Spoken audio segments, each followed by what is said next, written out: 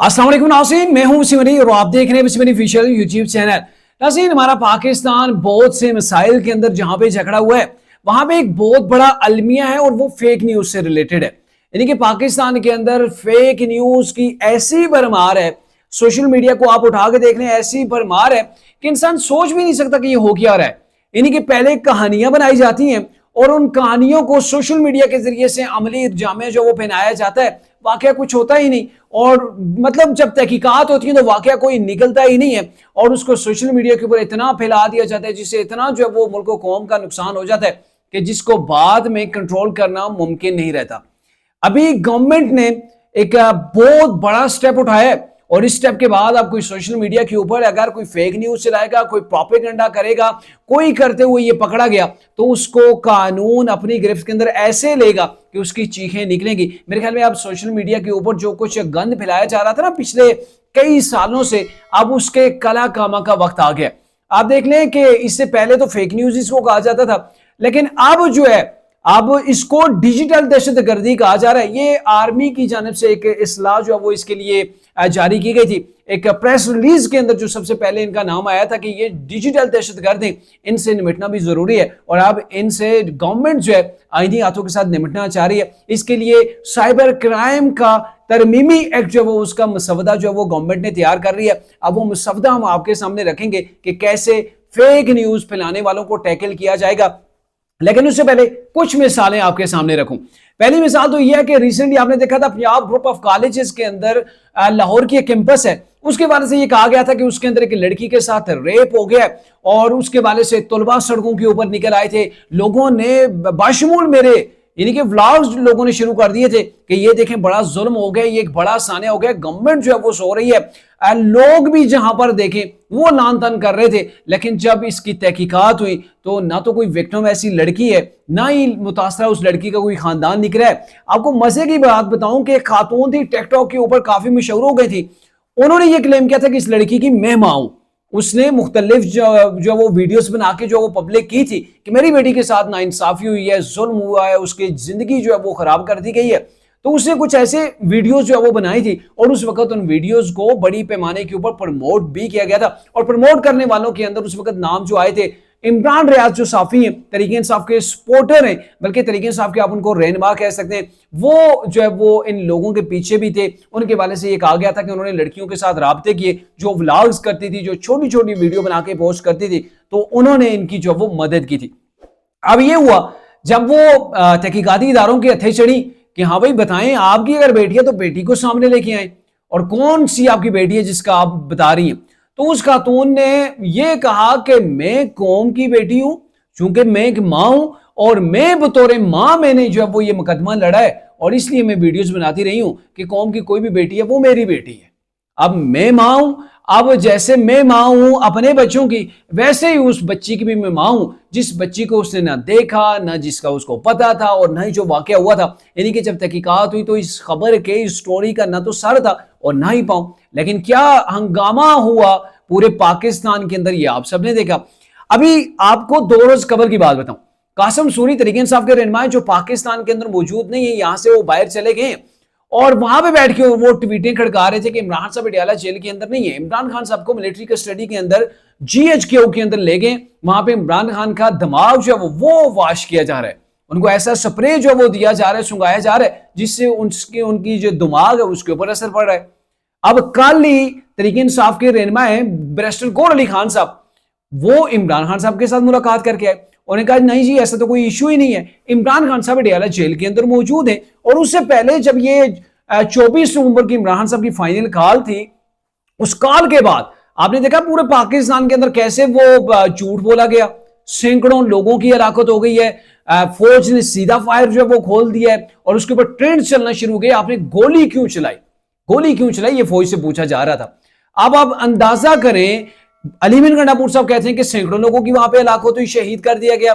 वहां पे लतीफ खोसा कह रहे हैं 278 का फिगर दे रहे हैं। तरीके इंसाफ की जो ऑफिशियल ट्विटर पेज है वो 8 लोगों का बता रहा है। और फिर ये हुआ कि सलमान अकरम राजा जो तरीके इंसाफ के सेक्रेटरी जनरल थे, उन्होंने कहा जी 20 लोग जो है वो यहाँ पे मारे गए। और अब जो है गुज़िश्ता रोज इमरान खान साहब के साथ बैरिस्टर गौहर अली खान जो तहरीक इंसाफ के चेयरमैन है वो मुलाकात करके आते हैं और ये कहते हैं कि हमारे 12 लोग इस मामले के अंदर शहीद हुए हैं और 12 से ज्यादा जो अभी जो है वो बता रहे हैं कि सैकड़ों के अंदर हलाकत हुई, उनके साथ हमारा कोई तल्लुक नहीं। आप जरा तल्लुक खत्म करके दिखाएं ना सीएम केपी के अली मीन गंडापुर के साथ। आप पहले फेक न्यूज फैलाते हैं, लोगों को जो है वो आप जोश दिलाते हैं, इंतशार की फसाद जो है वो आप पैदा करते हैं पूरे कौम के अंदर, पूरे मुल्क को कौम ने जो वो गुस्से की हालत के अंदर थी कि ये क्या हो गया जी इस्लामाबाद के अंदर, क्यों हमारे सिक्योरिटी इदारों ने अपने लोगों के ऊपर गोलियां चला दी। हालांकि ये कोई जिहाद करने नहीं गए थे, अल जिहाद के नारे लगा के अपनी स्टेट के ऊपर उन्होंने चढ़ाई कर दी थी। ये फिलिस्तीन लोग आजाद करवाने नहीं गए थे, ना ही जो वो कश्मीर आजाद करवाने गए थे, ये अपने ही मुल्क का जो वो ईंट से ईंट बजाना जिसे कहते हैं ना वो करने गए थे, ये पाकिस्तान को बंद करने गए थे। तो इनके साथ आगे रियासत ने कैसे पेश आना था वो एक अलग मामला है, लेकिन सैकड़ों की हलाकत का बता के आप देखें ना व्हाट्सएप ग्रुप से उनके अंदर कहा जा रहा था वो फेक वीडियोस फेक फुटेज जो बना के इस्लामाबाद की सड़कों को खून से भरा हुआ बना के एआई की टेक्नोलॉजी की मदद के साथ तो सारी फुटेज जो वो सोशल मीडिया के ऊपर शेयर की जा रही थी। तो ये वो चीज है कि कौम के अंदर इंतशार फैलाया जा रहा है, फसाद फैलाया जा रहा होता है, और अब गवर्नमेंट ने ये फैसला किया कि इन लोगों को अब आईनी तरीके से हमने निपटना है। अब कोई गुंजाइश नहीं बचे कि ये लोग साइबर क्राइम के अंदर कहीं पर भी बच पाए। तो आप साइबर क्राइम के हवाले से अब जो एक चीज सामने आई है, एक मुसवदा जो है वो उसके कुछ नुकात सामने आए। अब साइबर क्राइम जो है वो उसकी जो तरमीमी जो बिल है उसकी जो इब्तदाई मुसवदा है जो मैं आपके सामने रखता हूं, उसके अंदर ये कह दिया गया है कि आप जो फेक न्यूज फैलाएगा, झूठी खबर देगा, उसको पास एविडेंस नहीं होंगे, वो प्रूव नहीं कर पाया तो 5 साल की कैद होगी और 10 लाख रुपए तक जो है वो जुर्माना होगा। 5 साल की कैद भुगतनी आपकी मर्जी या फिर 10 साल की जो है वो आपको जेल होगी। आपकी अकल जो वो ठिकाने आ जाएगी कि आप रियासत के खिलाफ प्रोपेगेंडा करके लोगों को आप इस्तेमाल नहीं कर सकते। जराये के मुताबिक हुकूमत ने साइबर क्राइम के तरमीमी बिल का इब्तदाई मुसवदा जो तैयार किया उसके तहत डिजिटल राइट्स प्रोटेक्शन अथॉरिटी कायम की जाएगी। अब डिजिटल राइट्स प्रोटेक्शन की एक अलग से अथॉरिटी जो वो कायम की जा रही है। डिजिटल राइट्स प्रोटेक्शन जो अथॉरिटी है उसको सोशल मीडिया से मवाद ब्लॉक करने हटाने का इख्तियार होगा और अथॉरिटी कानून नाफिज करने वाले इदारों या किसी शख्स के खिलाफ मवाद हटाने के अहकाम जारी कर सकती है, जबकि कानून नाफिज करने वालों समेत दीगर इदारे या किसी शख्स के खिलाफ खबर देने और दहशत फैलाने वाला मवाद हटा दिया जाएगा।